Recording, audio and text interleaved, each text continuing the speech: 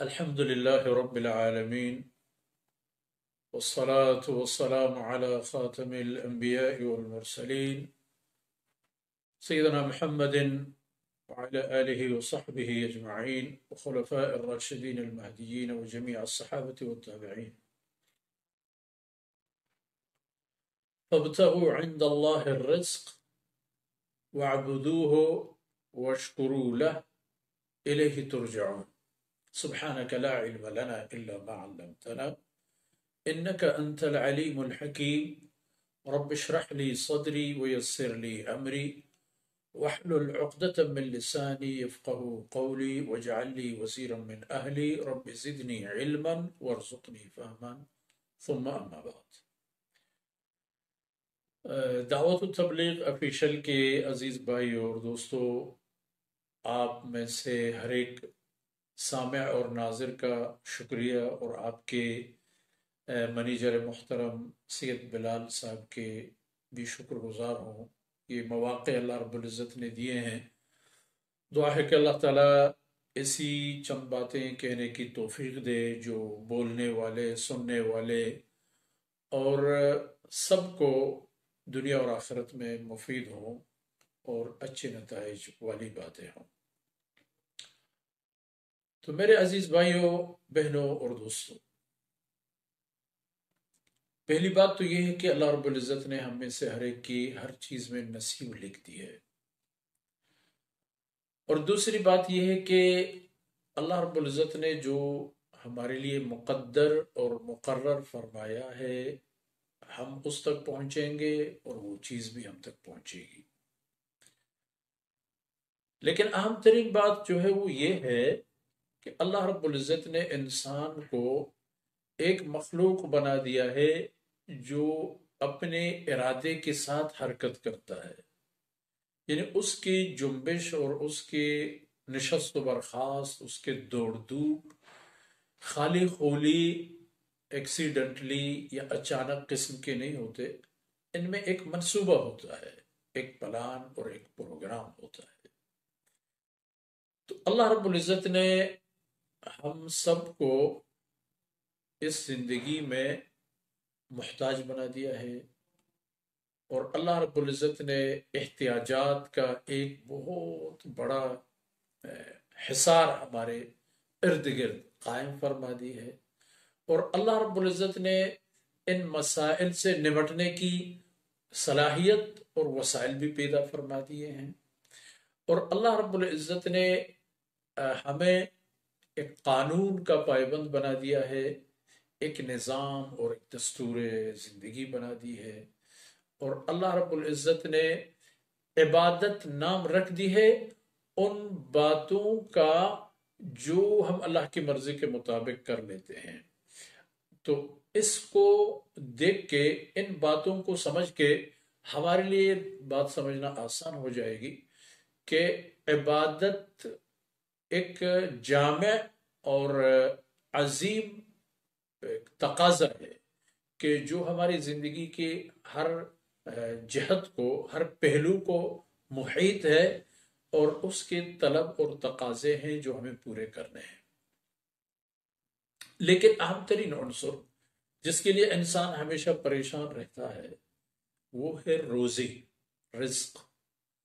رزق و روزی، اور رزق و روزی دراصل صرف ان چیزوں کا نام نہیں ہے جو ہم کھاتے پیتے ہیں. رزق و روزی دراصل ہر اس سامان اور ضرورت زندگی کا نام ہے جس کی ہمیں ضرورت پڑتی رہتی ہے. اولاد رزق میں شامل ہے، صحت رزق میں شامل ہے، علم رزق میں شامل ہے، جو ہم دعا بھی اس کے لیے مروی ہے، وہ پڑھتے ہیں اللہم ارزقنی یا اللہم ارزقنا علما نافعا، یا اللہ ہمیں روزی دے دے، نفع دینے والا علم، ورزقا واسعا، اور کشادہ رزق اور روزی، وقلبا خاشعا، اور ایک ایسا دل کہ جس میں خشوع اور خضوع اور تڑپ ہو، اور اللہ رب العزت، یا اللہ تیری بارگاہ میں وہ خوف اور امید دونوں کا مجموعہ لے کے متوجہ ہو. یہ سب رزق و روزی میں شامل ہے. اچھے دوست و احباب، اچھے ہمسائے، اچھے رشتہ دار، اولاد، یہ سب رزق میں شامل ہے. تو اللہ رب العزت نے بنی نوع انسان کو حاجت بھی دے دی اور حاجت کے حل بھی دے دیے. تو حاجتوں اور حاجتوں کے حل دونوں کو دیکھیں. یہ نہ دیکھیں کہ ہم محتاج ہیں، ہمیں بھوک لگتی ہے، پیاس لگتا ہے. یہ دیکھیں کہ بھوک کی صورت میں آپ کے پاس انواع و اقسام کی خوردنی چیزیں ہوتی ہیں، فروٹ ہوتے ہیں، پھل ہوتے ہیں، اور مرغن قسم کے خوراک اور انواع و اقسام کے وسائل ہوتے ہیں. آپ ان کو دیکھیں. اگر بھوک نہ لگتی تو ان خوراکوں اور کھانے پینے کی چیزوں کی لذت کیسے محسوس ہوتی؟ تو اللہ رب العزت نے وہاں یہ مسئلہ پیدا فرمایا. جہاں اللہ رب العزت نے بیماری پیدا فرما دی تو اس کے لیے صحت اور شفا کا بھی. وَإِذَا مَرِضْتُ فَهُوَ يَشْفِينِ. اللہ رب العزت مجھے اس وقت شفا دیتے ہیں جب میں بیمار ہوتا ہوں. جب بیمار نہ ہو انسان تو اس کو کیا پتہ چل جاتا ہے کہ صحت اور سلامتی کیا چیز ہے، کتنی بڑی نعمت ہے. اللہ کو. اب یہ آیت جو میں نے تلاوت کر دی سورہ عنکبوت کی، اس میں آیت کے پہلے حصوں کو دیکھیں جس میں اللہ رب العزت ذکر فرما رہے ہیں کہ بت پرست اپنے بتوں کی عبادت کرتے ہیں. عبادت کے یہاں دو معنی سمجھ لیں. عبادت کی ایک یہ کہ اپنی عاجزی ان کے سامنے پیش کر دینا، ایک پہلو. اور عبادت کا دوسرا پہلو یہ کہ ان سے اپنے ضروریات زندگی کا طلب کرنا اور یہ امید رکھنا کہ وہ ہمیں یہ چیزیں دے دیتی ہیں. ان میں یہ سکت ہے، ان میں یہ طاقت ہے، ان میں یہ جان ہے کہ ہمیں اولاد دے دیں، ہماری زواجی زندگی کو خوشگوار بنائیں، اور ہمیں جو رزق و روزی کی کمی یا ایک لمٹ ہم نے مقرر کیا ہے کہ مجھے اپنی تجارت یہاں تک لے جانی ہے، مجھے مالی اور معاشی طور پر ان مقامات تک پہنچنے ہیں، مجھے یہی بت یا یہی پیر یا یہی بزرگ یا مثلا کوئی انسان یا غیر انسان وہ مجھے اس مقام تک پہنچا دیتا ہے. یہ عبادت ہے. اور عبادت اللہ کے علاوہ کسی اور کے حق نہیں ہے. ایک ہے عبادت، ایک ہے احترام. احترام تو بحیث مسلمان ہم ہر ایک چیز کے ساتھ دیکھ لیتے ہیں کہ اس کے لیے احترام کی کس معیار کی ضرورت ہے، اسی کے مطابق ہم ان کی قدر کرتے ہیں. انبیاء علیہ السلام، حضرات صحابہ کرام، اور اس دین کے بقیہ سلف صالحین جو ماشاءاللہ چلتے چلے آ رہے ہیں اور ہم تک ان کے جو محنتوں کے ذریعے سے اللہ نے اپنے یہ نعمتیں پہنچا دی ہیں، یہ سب قابل احترام ہے. لیکن عبادت اللہ کا حق ہے. تو خیر وہ بات اپنی جگہ. بات رہ گئی رزق و روزی کی. تو رزق و روزی کے معاملے میں یہ بات سمجھ، فَابْتَغُوا عِنْدَ اللَّهِ الرِّزْقَ.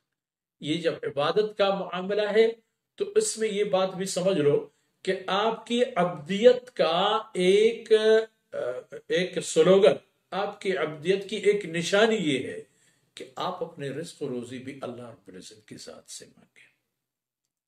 فَابْتَغُوا عِنْدَ اللَّهِ الرِّزْقَ. لیکن رزق کے ساتھ ساتھ وَعْبُدُوهُ، ایک شرط یہ بھی ہے کہ اپنی بندگی کو اللہ رب العزت کی ذات کے ساتھ ہی خاص کر لو. بندگی کسی اور کی نہیں ہوتی، یاد رکھیے. حتیٰ کہ انبیاء علیہ السلام کی بندگی نہیں ہوتی تھی اور نہیں ہوتی ہے اور نہیں ہو سکتی.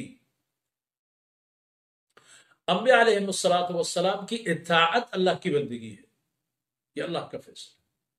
انبیاء علیہ السلام کی اطاعت اور ان کی فرمانبری وہ اللہ کی بندگی ہے دراصل، چونکہ وہ اللہ کے قاصد ہوتے ہیں، اللہ کی طرف سے آئے ہوئے لوگ ہوتے ہیں. تو اللہ رب العزت کی بارگاہ سے رزق مانگو، لیکن عبادت بھی خالصتاً اللہ کی کرو، اور عبادت کے ساتھ ساتھ وَاشْكُرُوا لَهُ، اس کی نعمتوں کا شکر گزار بنو.